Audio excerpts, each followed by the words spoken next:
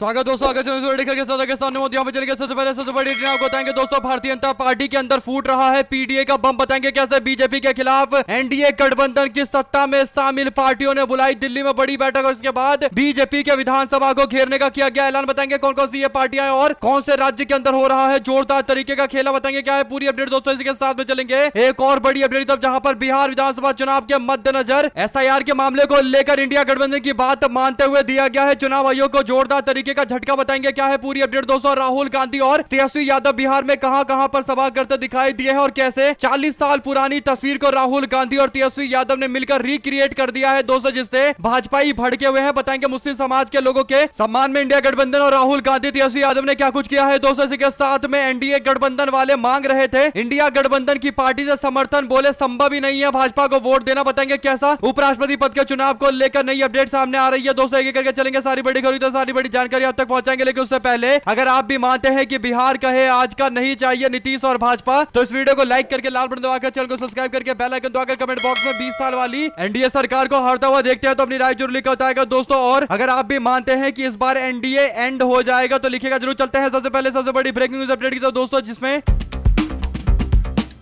अखिलेश यादव की ओर से उत्तर प्रदेश के अंदर इंडिया गठबंधन का एक ऐसा समीकरण बनाया गया दोस्तों, जिसके कारण बीजेपी को 2024 के लोकसभा चुनाव में 240 पर लाकर समेट दिया गया और इंडिया गठबंधन ने उत्तर प्रदेश के अंदर बीजेपी का रथ रोक दिया दोस्तों। इसके पीछे सबसे बड़ा कारण यह था कि अखिलेश यादव ने पीडीए समीकरण बनाया था दोस्तों, यानी पिछड़ा दलित अल्पसंख्यक का समीकरण, और यही समीकरण पूरे उत्तर प्रदेश की राजनीति को बदलता दिखाई दे रहा है दोस्तों। ऐसे में एनडीए गठबंधन के अंदर अब जो पीडीए समाज के नेता है उन्होंने भी एक साथ बीजेपी के खिलाफ बगावत कर दी है दोस्तों। आपको बता दें कि उत्तर प्रदेश की मौजूदा पीडीए की पार्टी कहे जाने वाले जो अभी आजकल बीजेपी को सपोर्ट करके राज्य में सरकार चला रहे हैं, संजय निषाद की पार्टी, ओम प्रकाश राजभर की पार्टी और आशीष पटेल यानी अपना दल एस के नेता और रालोद के सांसद सबके सब दिल्ली के ताल कटोरा स्टेडियम में मौजूद थे दोस्तों। और इस दौरान पीडीए समाज के आरक्षण को लेकर जोर शोर से मुद्दा उठाया गया। आपको बता दें कि भारतीय जनता पार्टी के सहयोगी दल निषाद पार्टी और ओपी राजभर की पार्टी सुभाषपा और अपना दल के साथ साथ रालोद पार्टी की मौजूदगी और बीजेपी की उपस्थिति नहीं होना साफ इस बात के संकेत दे रहा है कि पीडीए के समीकरण को लेकर जो लोग आगे बढ़ते हैं दोस्तों, और उत्तर प्रदेश के अंदर बीजेपी के साथ जो पीडीए अलायंस के लोग हैं जिसमें संजय निषाद, ओम प्रकाश राजभर, आशीष पटेल और रालोद के लोग हैं, उन्होंने अब बीजेपी के खिलाफ मोर्चा खोलते हुए भारतीय जनता पार्टी द्वारा शासित विधानसभा के घेराव का ऐलान किया है दोस्तों। आपको बता दें कि योगी सरकार के मंत्री होने के बावजूद संजय निषाद ने आरक्षण की मांग को लेकर विधानसभा घेराव का ऐलान करते हुए कहा कि वह भी सरकार का हिस्सा रहते हुए दबाव की राजनीति की औपचारिक शुरुआत कर रहे हैं। यानी ये सारी पार्टियां मिलकर भारतीय जनता पार्टी को एक तरीके से आईना दिखा रही है दोस्तों, और बीजेपी को कहीं ना कहीं दबाव में रखा जा रहा है। आपको बता दें कि बीजेपी को साफ तौर पर बोल दिया गया है कि अगर पीडीए का अपमान किया गया तो ये सारी पार्टियां मिलकर बीजेपी के खिलाफ मोर्चा खोलेंगी दोस्तों। अगर आप भी मानते हैं कि साफ तौर पर मैसेजिंग है, क्योंकि अगर संजय निषाद को कोई नॉर्मल समारोह करना होता तो वो लखनऊ में करते, और लखनऊ में क्योंकि उत्तर प्रदेश के उनके पार्टी का संगठन है तो वो एक बड़ी रैली के तौर पर ये कर सकते थे दोस्तों, और तमाम तरीके की व्यवस्थाएं हो सकती थी। लेकिन ये नॉर्मल कोई रैली नहीं था दोस्तों, बल्कि एक मैसेजिंग का मामला था। यानी भारतीय जनता पार्टी को दिल्ली में जाकर तालकटोरा स्टेडियम से 4 एनडीए गठबंधन की पार्टी ने एक साथ क्लियर कट बोला है कि पीडीए के साथ अन्याय बर्दाश्त नहीं किया जाएगा। अगर आप भी मानते हैं दोस्तों कि एनडीए गठबंधन में एक तरीके से आपसी फूट के सबसे बड़े संकेत है तो लिखकर जरूर बताएगा दोस्तों, और ज्यादा से ज्यादा वीडियो को शेयर कीजिएगा। चलते हैं एक और बड़ी खबर की तरफ दोस्तों, जहां पर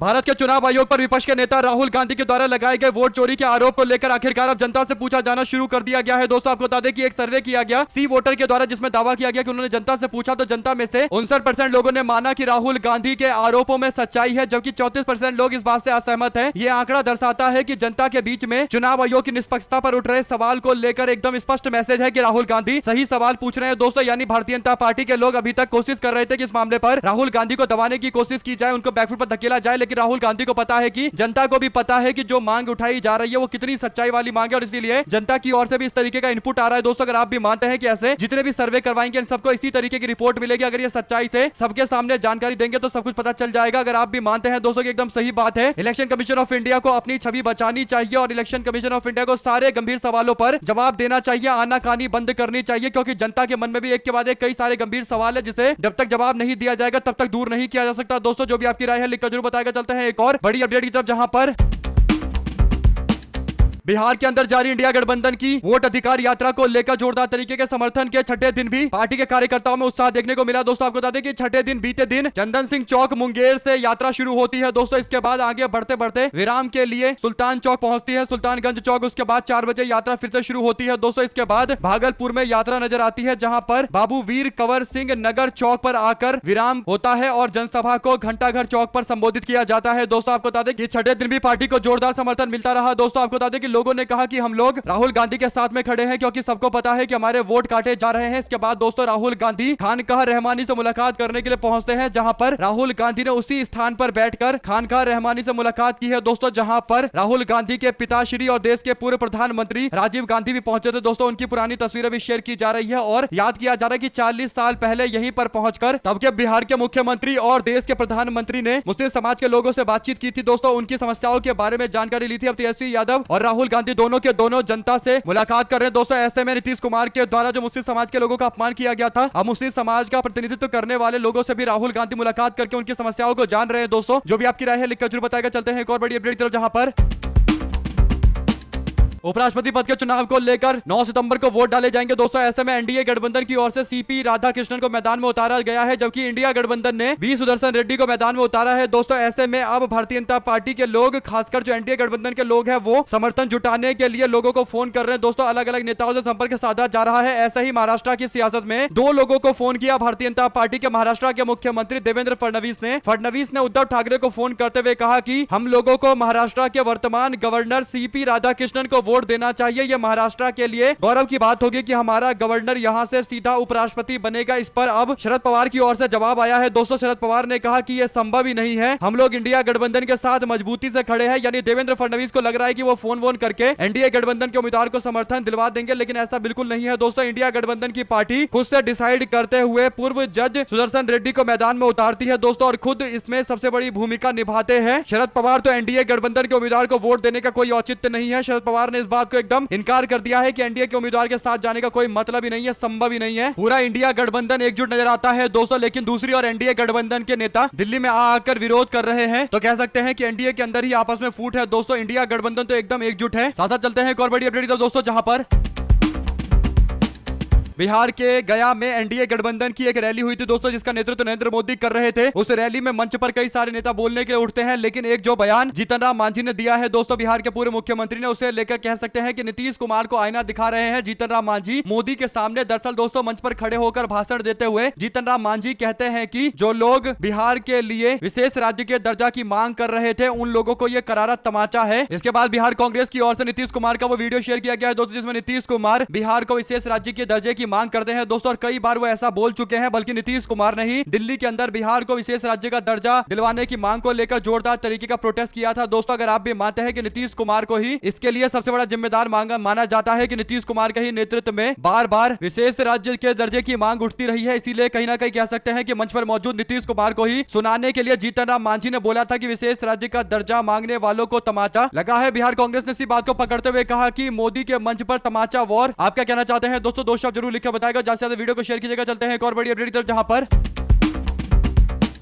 उपराष्ट्रपति पद के चुनाव के लिए इंडिया अलायंस के पूर्व न्यायविद बी सुदर्शन रेड्डी के उम्मीदवार बनाए जाने के बाद से समीकरण पूरी तरीके से पलट रहा है दोस्तों। ऐसे में महाराष्ट्र के मुख्यमंत्री ने शिवसेना यूबीटी के नेता उद्धव ठाकरे को भी फोन किया दोस्तों। उद्धव ठाकरे ने इस बात को लेकर अभी कुछ नहीं बताया है, लेकिन संजय राउत ने स्पष्ट तौर पर कहा है कि हमारी पार्टी यानी उद्धव ठाकरे की पार्टी स्पष्ट तौर पर इंडिया अलायंस के साथ में खड़ी है, लेकिन इंडिया अलायंस में कंफ्यूजन पैदा करने के लिए भाजपा के नेता इंडिया अलायंस यानी विपक्ष के लोगों से संपर्क साध रहे हैं दोस्तों। हालांकि सारे लोग मिलकर बीजेपी को आईना दिखाते हुए कह रहे हैं कि भाजपा ने जो उम्मीदवार उतारा है बिना हमसे पूछे तो उनको समर्थन देने का कोई औचित्य नहीं है। उद्धव ठाकरे की पार्टी भी अब इस बात को लेकर एकदम डिनाई कर रही है दोस्तों। चलते हैं एक और बड़ी अपडेट, जहां पर मध्य प्रदेश के अंदर राहुल गांधी का अच्छा खासा फोकस है। पार्टी ने यहां पर एक युवा नेता जीतू पटवारी को मौका दिया है दोस्तों। जीतू पटवारी पार्टी को काफी स्ट्रॉन्ग कर रहे हैं। यही बड़ा कारण है कि कई सारे नेता इधर से उधर पलटी मार रहे हैं दोस्तों। ऐसी ही खबर मध्य प्रदेश के अंदर संगठन के प्रभारी और महासचिव डॉक्टर संजय कामले ने वरिष्ठ पत्रकार से बातचीत के दौरान दिया है दोस्तों। उन्होंने कहा कि बीजेपी में कांग्रेस पार्टी से गए तकरीबन 750 नेताओं ने औपचारिक तौर पर कांग्रेस पार्टी में लौटने को लेकर अपना आवेदन जमा करवा दिया है। ये खुलासा न केवल मध्य प्रदेश की राजनीति में उथल पुथल मचाने वाला है दोस्तों, बल्कि बीजेपी के दावों पर भी सवाल खड़ा करेगा। दरअसल 2023 के विधानसभा चुनाव के बीच में कई सारे कांग्रेस पार्टी के नेता भारतीय जनता पार्टी में शामिल हो गए थे दोस्तों, क्योंकि कांग्रेस पार्टी में उस समय कंफ्यूजन की स्थिति थी। लेकिन जब से कांग्रेस पार्टी ने मजबूती के साथ बीजेपी को मध्य प्रदेश के अंदर काउंटर करना शुरू किया है, तब से अब पार्टी के पुराने नेता धीरे धीरे करके अपनी पुरानी पार्टी यानी कांग्रेस पार्टी में वापस लौटने को लेकर ललाहित नजर आते हैं दोस्तों। दो शब्द जरूर लिखकर बताएगा इस पूरे प्रकरण को लेकर, इस पूरे मामले को लेकर। चलते हैं एक और बिग न्यूज अपडेट की तरफ, जहां पर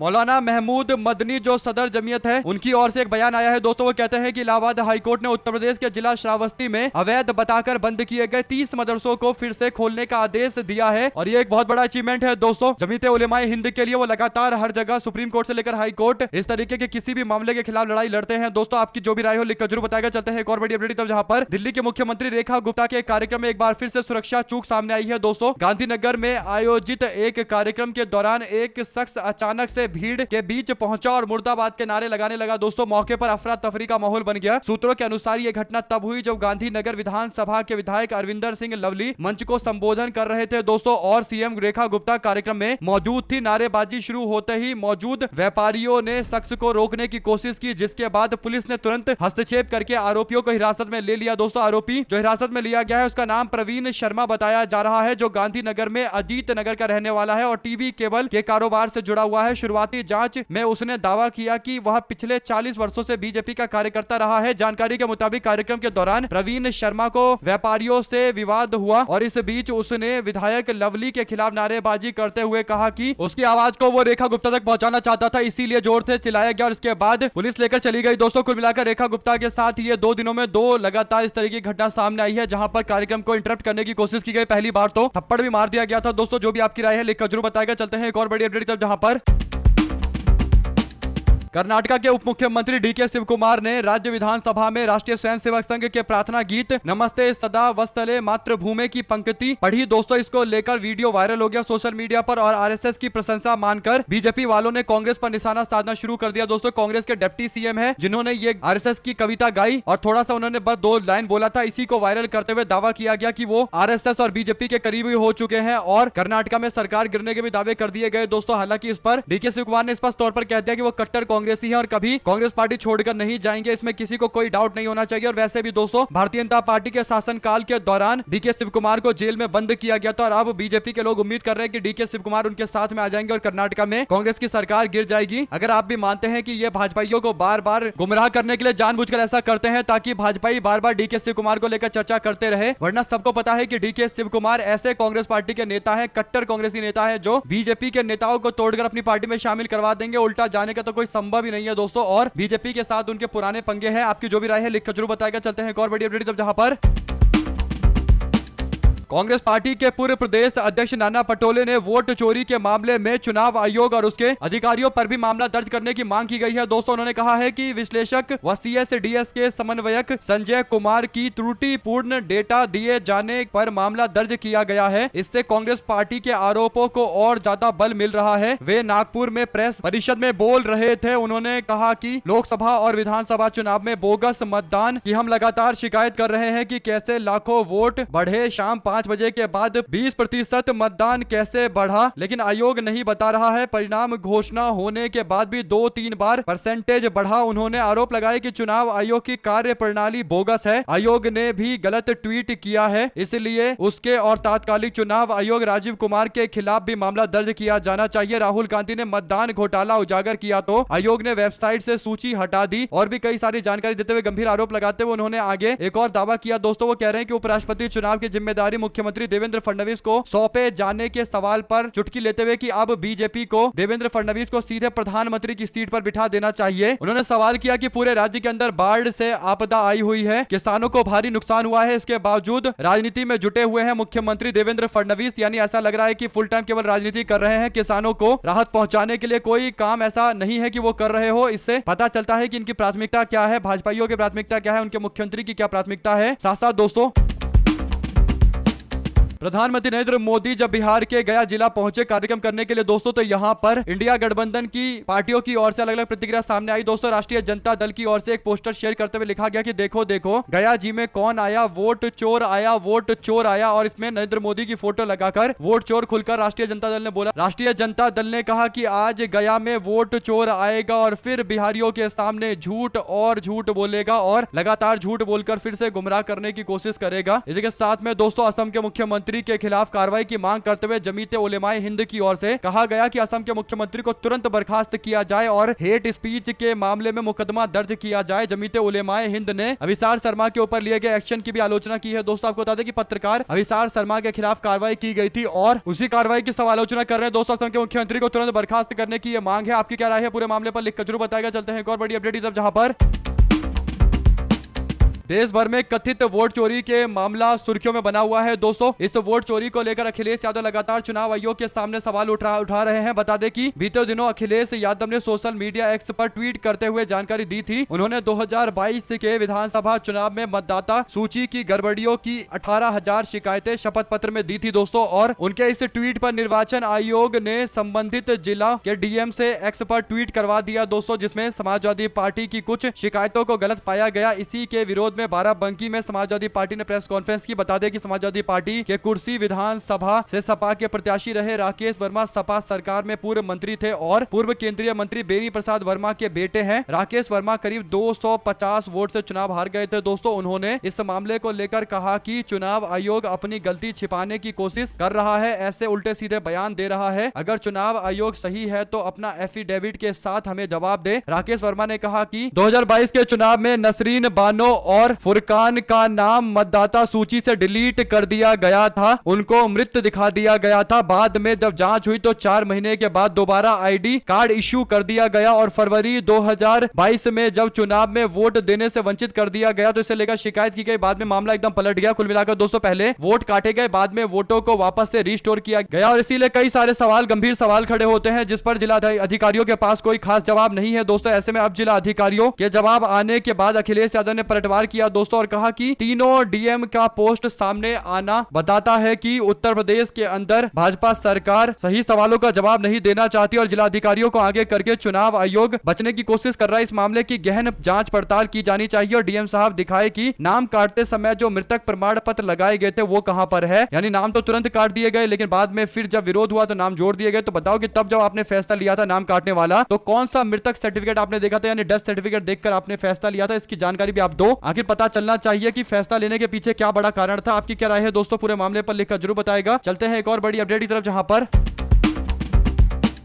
मध्य प्रदेश में एक बार फिर से भारतीय जनता पार्टी और कांग्रेस पार्टी के बीच में आर पार की बयानबाजी शुरू हो गई है दोस्तों। धार जिला कांग्रेस के नवागत अध्यक्ष के पदभार ग्रहण समारोह में पहुंचे एमपी कांग्रेस के प्रतिपक्ष नेता प्रतिपक्ष उमंग सिंघार ने छिंदवाड़ा कलेक्टर को लेकर बयान दिया दोस्तों। सिंघार ने कहा कि छिंदवाड़ा कलेक्टर डरपोक है, भारतीय जनता पार्टी का गुलाम है, अगर गुलाम है तो बीजेपी और आरएसएस की चड्डी पहन ले। इस पर बीजेपी ने पलटवार किया दोस्तों और भारतीय जनता पार्टी के विधायक भगवान दास सबनानी ने कहा कि अगर कलेक्टर निष्पक्षता से काम कर रहा है तो उसे डराने की कोशिश कांग्रेस पार्टी के द्वारा की जा रही है। आपको क्या लगता है दोस्तों इस पूरे मामले पर अपनी राय जरूर लिखकर बताएगा। चलते हैं एक और बड़ी अपडेट तब, जहां पर एसआईआर को लेकर बड़े बदलाव किए गए हैं। चुनाव आयोग को झटका देते हुए अब आधार कार्ड को भी मैंडेटरी डॉक्यूमेंट के तहत पेश किया जा रहा है दोस्तों। यानी जो 11 डॉक्यूमेंट थे उसमें आधार कार्ड को पहले नहीं रखा गया था और बाद में जब विरोध हुआ तब अब जाकर आधार कार्ड को भी मंजूरी कोर्ट ने दे दी है दोस्तों। कोर्ट ने कहा है कि आधार कार्ड को एक्सेप्ट किया जाना चाहिए एक डॉक्यूमेंट के तौर पर। अब 65 लाख जिन लोगों को हटाया गया है उनके नाम आधार कार्ड के आधार पर भी जुड़ जाने चाहिए। अगर कुछ गलती से नाम कट गया है तो इसके बाद दूसरा जो ऐलान किया गया वो कहा गया कि बीएलओ ने जो कैटेगराइजेशन दिया है, यानी जो बीएलओ ने लिखकर दिया है कि कुछ लोगों के नाम रेकमेंडेड है कुछ के नॉट रेकमेंडेड है, तो उसे पूरी तरीके से रद्द किया जाता है। तीसरा जो फैसला लिया गया वो ये कि जितने भी वोटर हैं प्रत्येक वोटर को डॉक्यूमेंट देने पर एक्नॉलेजमेंट का लेटर मिलेगा, यानी एक्नॉलेजमेंट मिलेगा। और चौथा फैसला लिया गया है कि अब जिन लोगों को इससे प्रभावित होना पड़ा है, जिन लोगों के नाम कटे हैं, वो लोग ऑनलाइन एप्लीकेशन भी भर सकते हैं और पॉलिटिकल पार्टी के लोगों से कहा गया है कि आप लोग इस पूरे मामले पर मदद कीजिए। अब अगली जो हियरिंग होने वाली है, सुनवाई होने वाली है दोस्तों, वो 8 सितंबर को होगी। अगली डेट तय कर दी गई है। योगेंद्र यादव ने ये जानकारी दी है। अगर आप भी मानते हैं कि ये इंडिया गठबंधन की बड़ी जीत है दोस्तों, तो लिखकर जरूर बताएगा। इसी के साथ में फिलिस्तीन के समर्थन में मुंबई के आजाद मैदान में प्रोटेस्ट हुआ दोस्तों, और इस प्रोटेस्ट में कई सारे बड़े लोग शामिल हुए। आपको बता दें कि स्वरा भास्कर भी इस कार्यक्रम में मौजूद थी और यहां पर उन्होंने फिलिस्तीन के समर्थन में नारेबाजी की दोस्तों, और फिलिस्तीन के लोगों के लिए न्याय की मांग की। उन्होंने स्पष्ट तौर पर कहा कि हम सभी लोगों को एकजुटता दिखाते हुए फिलिस्तीन के समर्थन में अब इजराइल के प्रोडक्ट का बहिष्कार करना चाहिए। अगर आप भी मानते हैं दोस्तों कि जिस देश के कारण फिलिस्तीन में ऐसे हालात हैं, उसके खिलाफ मोर्चा खोलते हुए ये बड़ी रैली का आयोजन किया गया है। अगर आप भी मानते हैं कि स्वरा भास्कर ने एकदम सही बोला है, तो अपनी राय जरूर लिख के बताएगा दोस्तों, और ज्यादा से ज्यादा वीडियो को शेयर कीजिएगा। चलते हैं एक और बड़ी अपडेट की तरफ, जहां पर श्रीलंका के पूर्व राष्ट्रपति रानिल विक्रमसिंघे गिरफ्तार हो गए हैं। सरकारी धन के दुरुपयोग का आरोप लगा है दोस्तों। इससे पहले उनको एक ईमानदार नेता के तौर पर देखा जाता था, लेकिन अब जब कार्रवाई हुई और जब वो पोस्ट से हटे, तब जो जांच पड़ताल की गई दोस्तों, तो एक के बाद एक कई सारे बड़े खुलासे हुए और पता चला कि कैसे जनता के पैसे लूटे गए। अगर आप भी मानते हैं दोस्तों कि ऐसी ही जांच पड़ताल तब होगी जब भारत के अंदर भी सरकारें बदलेगी, और आप लोग जानते हैं कि कितने बड़े बड़े कांड निकलकर सामने आएंगे। हमारे साथ लगातार जुड़े दोस्तों का बहुत बहुत धन्यवाद। देख रहे थे आपको, जय हिंद, जवाहर। ज्यादा से ज्यादा वीडियो को शेयर कीजिएगा। बहुत धन्यवाद।